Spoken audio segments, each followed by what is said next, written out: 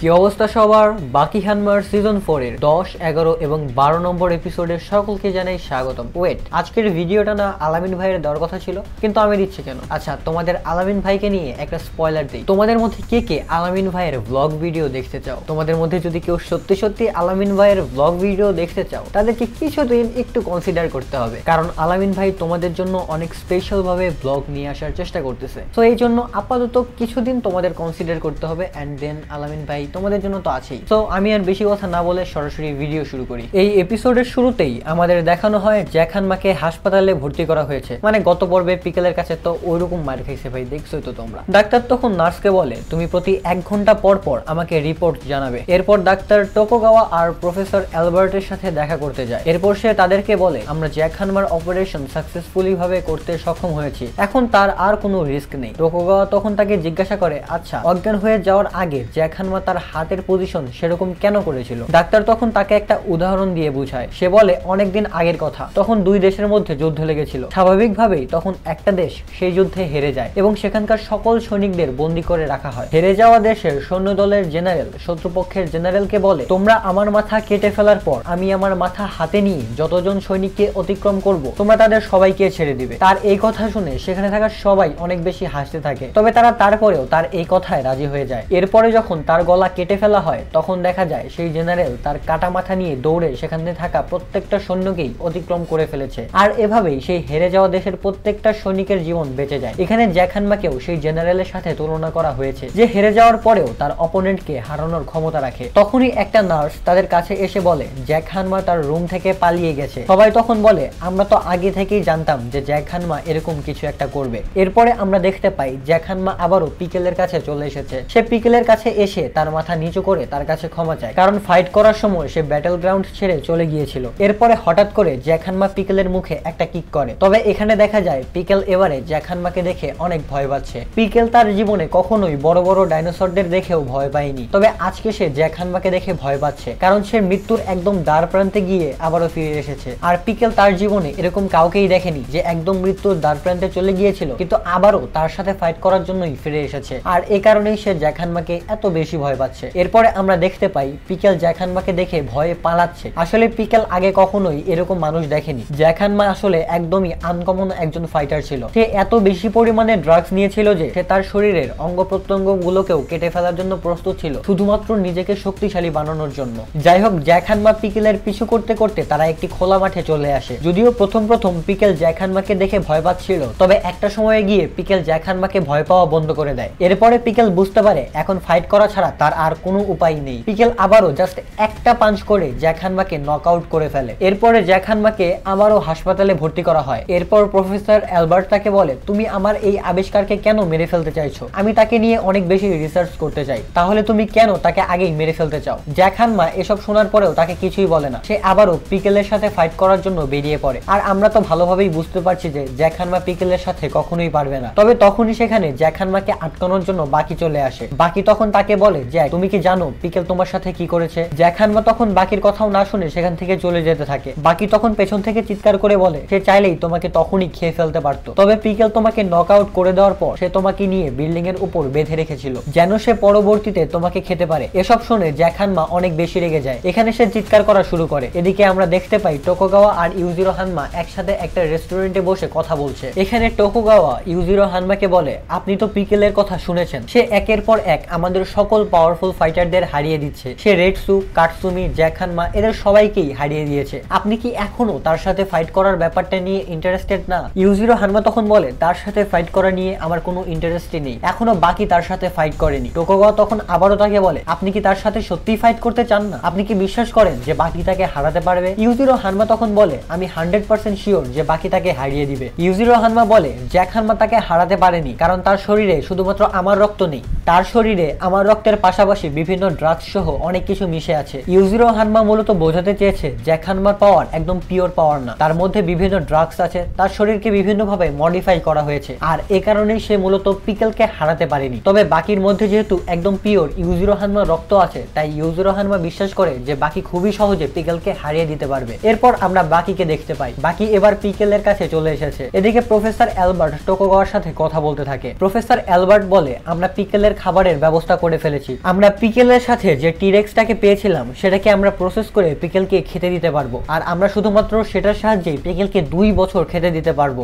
আর এই 2 বছর সময়ের মধ্যে আমরা জেনেটিক্যালি পিকেলের জন্য আরো অনেক বেশি মাংস প্রস্তুত করতে পারবো। প্রফেসর অ্যালবার্টের এসব কথা শুনে টোকুগাওয়া অনেক বেশি অবাক হয়ে যায়। তবে যাই হোক, পিকেলের খাবারের ব্যবস্থা হয়ে গেছে, এটাই সবচেয়ে বড় কথা। এদিকে বাকি আর পিকেল একে অপরের সামনে ছিল। এখন যেহেতু পিকেলের পেট ভরা ছিল, এই কারণে সে বাকির উপর আক্রমণ করে না। পিকেল অনেকটা ক্ষুধার্ত সিংহের মতো, যদি তার ক্ষুধা না লাগে তাহলে সে সহজে কারোর উপর আক্রমণ করে না। বাকি তখন ইচ্ছাকৃতভাবে পিকেলের কাছে যেতে থাকে। এরপর বাকি পিকেলের মুখে হাত দেয়, আর এই কারণে পিকেল অনেক বেশি রেগে যায়। পিকেল তখন সরাসরি বাকির উপরে আক্রমণ করে। বাকি এই আক্রমণগুলোকে ডজ করার চেষ্টা করলেও পিকেল বাকিকে ঠেলতে ঠেলতে ফাইটিং গ্রাউন্ডের একদম বর্ডারের কাছে নিয়ে যায়। বাকি তখন বুঝতে পারে যে এখন তাকে ফাইট করতেই হবে। এদিকে বাকি আর পিকেলের ফাইট দেখার জন্য সেখানে টোকুগাওয়া, রেডসু আর কোরু হানায়ামা চলে আসে। এরপর বাকিও সেখানে ফাইট করার জন্য একদম প্রস্তুত হয়ে যায়। বাকি প্রথমেই পিকেলের মুখে একটা কিক করে। এরপরে বাকি উপরের দিকে লাফ দিয়ে উপর থেকেই পিকেলের উপর আক্রমণ করে। এরপর বাকি পেছন থেকে পিকেলের গলা চেপে ধরে। এ কারণে পিকেল এখানে নিঃশ্বাস নিতে পারছিল না। এসব কিছুর কারণে পিকেল অনেক বেশি রেগে যায়। পিকেল তখন বাকিকে ছাড়ানোর জন্য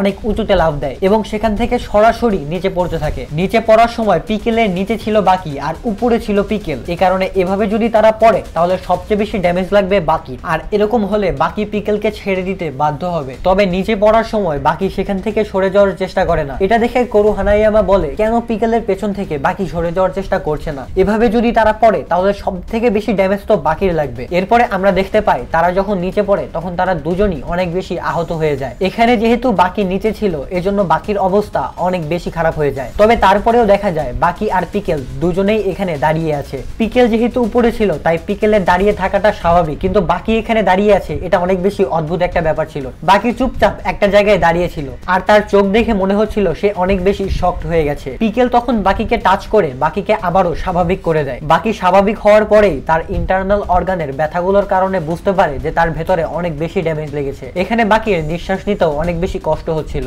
ইন্টারনাল অর্গানগুলো ড্যামেজ হয়ে যাওয়ার কারণে বাকির মুখ দিয়ে রক্ত পড়তে থাকে। পিকেল বাকিকে দেখে বুঝতে পারে বাকির এখন এত বেশি ড্যামেজ হয়ে গেছে যে সে এখানে শুধু চুপচাপ দাঁড়িয়েই আছে, তার এখন নড়াচড়া করার আর কোনো ক্ষমতাই নেই। এরপরে পিকেল চিন্তা করে এর সাথে আমি কি ফাইট করব, সে তো ফাইট করার আগেই অনেক বেশি ড্যামেজ হয়ে গেছে। পিকেল তখন সেখানে হাঁটু গেড়ে বসে বাকির জন্য প্রার্থনা করতে থাকে যেন বাকি দ্রুত সুস্থ হয়ে যায় এবং তার সাথে ফাইট করতে পারে। এটা দেখে বাকি তখন অনেক বেশি রেগে যায় আর সরাসরি পিকেলের উপর আক্রমণ করে দেয়। বাকি তখন পিকেলকে বলে, তোমার এত বড় সাহস কিভাবে হলো যে তুমি আমার জন্য প্রার্থনা করছো? পিকেলও তখন বাকির উপর একটা পাঞ্চ মারে। তবে এখানে পাঞ্চ মারার সময় পিকেল তার পাঞ্চের গতি ধীরে ধীরে অনেক বেশি কমিয়ে নেয়। মানে সে খুবই আস্তে আস্তে বাকির উপর পাঞ্চ মারতে থাকে। মানে ছোট বাচ্চারা খেলনার সাথে যেভাবে ফাইট করে পিকেল ঠিক সেইভাবেই এখন বাকির সাথে ফাইট করছে। এটা দেখে টোকুগাওয়া সহ বাকিও বুঝতে পারে যে পিকেল এখন তার সাথে খেলছে। মানে এখানে পিকেল বাকিকে জাস্ট একটা খেলনা মনে করছে। এত বড় অপমান দেখে বাকির মাথা এখানে একদম গরম হয়ে যায়। সে বলে, পিকেল জাস্ট এতক্ষণ আমার সাথে খেলছে, তার এত বড় সাহস কিভাবে হলো? এরপর বাকি সেখান থেকে 30 মিটার উপরে চলে যায় আর সেখান থেকে জাম্প করে নিজেই নিজে ড্যামেজ নিয়ে নেয়। এরপর সে বলে, আমি নিজেই আজকে সর্বোচ্চ ড্যামেজ নিয়ে পিকেলকে হারাবো। এরপর বাকি যখন নিচে পড়ে তখন দেখা যায় নিচের চারপাশ একদম ধুলা দিয়ে ভরে গেছে। এরপরে দেখা যায় বাকি যেখানে চুপচাপ বসে আছে। বাকি বলে, না, এভাবে হেরে গেলে চলবে না, তুমি অনেক ফাইটারদের হারিয়ে দিয়েছো আর তুমি মডার্ন সময়েরও না, তাই আমি তোমাকে অবশ্যই হারিয়ে দিব। তবে এত উপর থেকে পড়ার কারণে বাকি এখানে কাঁপছিল। পিকেল তখন চিন্তা করে, আমি এমন অনেক ক্রিয়েচার দেখেছি যারা কিছুটা আঘাত পেলেই মরার অ্যাক্টিং করে, যেন শিকারী তার উপর আক্রমণ করা বন্ধ করে দেয়। তবে বাকি এখানে সম্পূর্ণ আলাদা। সে এত বেশি আঘাত পাওয়ার পরেও এমন ভাব করছে যেন তার কিছুই হয়নি। এরপরে বাকি পিকেলের উপরে একটা পাঞ্চ আর একটা কিক করে। এগুলোর কারণে পিকেলের কিছুই হয় না। তবে এরপরে দেখা যায় হঠাৎ করে পিকেল মাটিতে পড়ে গেছে। এরপরে পিকেল আবারও উঠে দাঁড়ায়। উঠে দাঁড়ানোর পর পিকেল যখন সামনে আসার চেষ্টা করে তখন সে আবারও নিচে পড়ে যায়। টোকুগাওয়া তখন জিজ্ঞাসা করে, বাকি এইমাত্র এটা কি করলো? রেডসু তখন বলে, আমি এই ব্যাপারটা নিয়ে শিওর না, তবুও আমি তোমাকে বলছি এখানে বাকি তার মাসল পাওয়ার ব্যবহার করেছে। পিকেলের উপর নরমাল পাঞ্চ করলে পিকেলের কিছুই হবে না। এর জন্য বাকি তার স্পেশাল অর্গান, যেটাকে ম্যাক্সিমাম সময়ে বক্সিং এ ব্যবহার করা হয়, সেটাকে পিকেলের উপর ব্যবহার করেছে। আর এই আক্রমণের কারণে অপোনেন্টের ব্রেইনে তীব্রভাবে শকওয়েভ যায়। আর এখানে এই আক্রমণটা বাকি একটানা 3 বার করেছে। আর এই কারণেই পিকেল তখন নিচে পড়ে গিয়েছিল। তবে এখন এটাই দেখতে হবে যে এর বদলে পিকেল এবার কোন টেকনিকটা ব্যবহার করে, কারণ বাকি বারবার আলাদা আলাদা টেকনিক ব্যবহার করে পিকেলের উপর আক্রমণ করছে। তবে এবার আমরা পিকেলকে দেখতে পাই সে এখানে হাসছিল। বাকি তখন বলে, আমাকে মাফ করে দিও পিকেল, আমি এখন তোমার উপর অন্যরকম একটা টেকনিক ব্যবহার করব, এটার কারণে তোমার অনেক বেশি ব্যথা হবে। এটা বলে বাকি সেই টেকনিকটা রেডি করতে থাকে। বাকি এরপরে পিকেলের পিকেলের পিঠে অনেক জোরে একটা থাপ্পড় মারে। এই টেকনিকটাকে উইন্ড স্ট্রাইক বলা হয়। এটার কারণে পিকেলের অনেক বেশি ব্যথা হতে থাকে। এখানে বাকির 5 আঙ্গুলের ছাপ পিকেলের পিঠে স্পষ্টভাবে ভেসে ওঠে। রেটসু তখন অনেক বেশি অবাক হয়ে গিয়ে বলে, বাকি তাহলে উইন্ড স্ট্রাইকও ব্যবহার করতে পারে? এটা অনেক বেশি কার্যকরী একটা টেকনিক। এটার সাহায্যে অপোনেন্টের উপর যখন আক্রমণ করা হয় তখন সেই অপোনেন্ট যত বেশি শক্তিশালী হোক না কেন তার অনেক বেশি ব্যথা হতে থাকে। আর শরীর যত বেশি ফ্লেক্সিবল হবে সে তত ভালোভাবে এই অ্যাটাকটাকে ব্যবহার করতে পারবে। রেটসু তখন আরো বলে, এই টেকনিকে নিজের হাতকে চাবুকের মতো করে ব্যবহার করা হয়। আজ পর্যন্ত মেয়েরা ছাড়া কেউই এটাকে ভালোভাবে ব্যবহার করতে পারেনি। টোকুগাওয়া তখন বলে, এই জন্যই তাহলে মেয়েদের হাতের থাপ্পড় এত বেশি ব্যথা লাগে। তাহলেই বুঝতেই পারছো যে টোকুগাওয়া এর আগে কতগুলো মেয়ের কাছে থাপ্পড় খাইছে। ছেলেরে ছোটখাটো দেখা গেলেও সে ভাই অনেক লুচ্চা আছে। যাই হোক, এই সবকিছু দেখে কোরুহানা ইয়ামাও তখন বাকির প্রশংসা করতে থাকে। এরপরে পিকেল ডিফেন্স টেকনিক ব্যবহার করে। সে ডিফেন্স টেকনিক ব্যবহার করে কারণ সে বাকির টেকনিকগুলো বুঝতে পারছিল না। সে রেটসুকে যেভাবে হারিয়েছিল সেভাবেই বাকির বিরুদ্ধে পোজ নিয়ে নেয়। বাকিও তখন অন্য যে পশুগুলো ছিল সেগুলোর টেকনিক ব্যবহার করা শুরু করে। প্রথমে সে বাঘের টেকনিক ব্যবহার করে। এসব দেখে রেটসু অনেক বেশি অবাক হয়ে যায়। এদিকে বাকি ধীরে ধীরে এক একবার এক একটা পশুর টেকনিকে দাঁড়িয়ে যায়। কখনো সে বাঘ, কখনো সে ঈগল, কখনো মেন্টাস, কখনো ভাল্লুক এবং শেষে বাকি তার সব পাওয়ার ব্যবহার করে এখানে প্রাচীন একটা প্রাণীর টেকনিক ব্যবহার করে। রেটসু তখন বলে, আমি যেটা ভাবছি এটা কি সেটাই? আমরা এখানে দেখতে পাই বাকি এখানে ট্রাইসেরাটপস ডাইনোসরের টেকনিক ব্যবহার করছে। পিকেল তার শক্তি দেখে অনেক বেশি অবাক হয়ে যায়, কারণ পিকেলের সময় এই ট্রাইসেরাটপসই ছিল সবচেয়ে পাওয়ারফুল ডাইনোসর। আর এই ডাইনোসরের সাথে ফাইট করে পিকেল সবচেয়ে বেশি আহত হয়ে যেত। আর বাকি এখন এই ফর্মে চলে এসেছে। এরপর বাকি মাল্টিপল স্ট্র্যাটেজি ব্যবহার করে টি-রেক্সের মাথা, ট্রাইসেরাটপসের পা, ফ্লাইং ডাইনোসরের পাখা এবং অন্যান্য ডাইনোসরকে মিক্স করে একটা আলাদা ক্রিয়েচার তৈরি করে। এরপর বাকি এগুলো ব্যবহার করে পিকেলের উপর আক্রমণ করার জন্য এগিয়ে আসে। বাকির এই ফর্ম দেখে পিকেল এখানে অনেক বেশি ভয় পেয়ে যায়। এরপরে বাকি পিকেলের হাত ধরে সেটাকে ঘুরিয়ে ভেঙে দেয়। পিকেলের তখন মনে হচ্ছিল যে কোনো একটা টি-রেক্স তার হাতে কামড় দিয়েছে। এরপর বাকি তাকে ঘুরিয়ে ঘুরিয়ে আছাড় মারতে থাকে। পিকেল তখন কোনোভাবে আবার নিজের ব্যালেন্স ঠিক করে। এরপরে পিকেল এমন একটা পজিশনে চলে আসে যে পজিশনে আসলে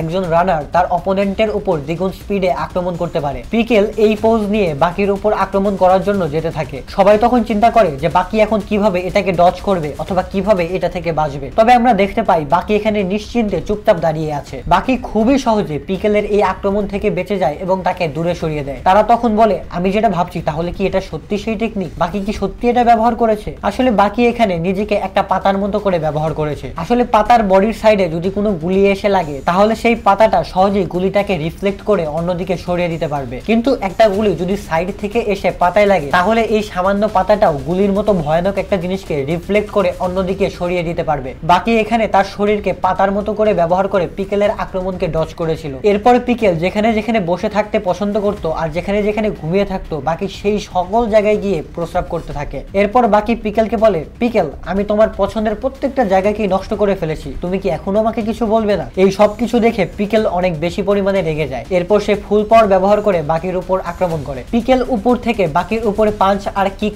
করতে থাকে। বাকি নিচে মাটিতে পড়ে যাচ্ছিল কিন্তু তারপরেও সে কোনোভাবে এগুলোকে ডিফেন্স করে। এরপরে পিকেল আবারও বাকির মুখে পাঞ্চ করতে থাকে। এই পাঞ্চগুলো খেয়ে বাকির মনে হয় সে আগেও এই পাঞ্চগুলো খেয়েছিল আর এটা সে খেয়েছিল অলিভার কাছে। এখানে পিকেল আর অলিভার পাওয়ার অলমোস্ট সমান। তার মানে বুঝতে পারছো যে পিকেল অ্যাকচুয়ালি ওয়ার্ল্ডের সবচেয়ে শক্তিশালী মানুষদের মধ্যে 2 অথবা 3 নাম্বার পজিশন হোল্ড করে। আর যেহেতু পিকেল আর অলিভার পাওয়ার অলমোস্ট সমান এই কারণে পিকেল আর অলিভার মধ্যে যদি ফাইট করানো হতো তাহলে এটা ইতিহাসের one of the best fight হতো। এরপরে বাকি আবারও পিকেলের সাথে ফাইট করার জন্য দাঁড়িয়ে যায়। বাকি তখন বলে, আমাকে আমার বাবা ইউজিরো হানমার সাথে ফাইট করতে হবে। সে আমার সামনেই আমার মাকে মেরে ফেলেছিল, তাই আমাকে যে কোনো ভাবে পিকেলকে হারাতে হবে। বাকি এরপর পিকেলের মিডল পয়েন্টে লাথি মারে, তার বিচিতে লাথি মারে। এই কারণে পিকেলের অনেক বেশি ব্যথা হতে থাকে আর সে ব্যথায় ছটফট করতে থাকে। এই লাথির কারণে পিকেল একদম ফ্যানের মতো করে গোল গোল ঘুরতে থাকে। আর এরপরেই পিকেল রেগে গিয়ে তার আসল ফর্মে চলে আসে। মানে পিকেল এখন পর্যন্ত তার আসল ফর্মে ফাইট করেনি, পিকেল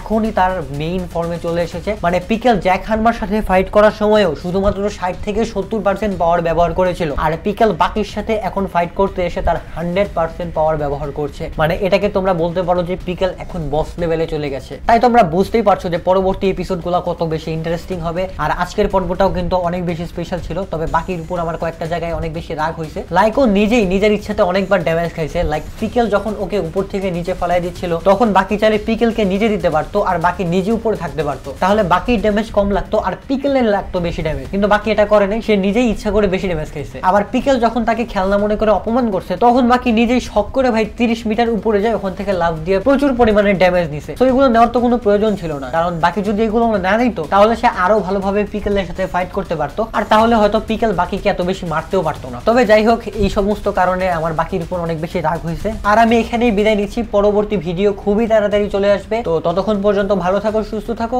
আল্লাহ হাফেজ।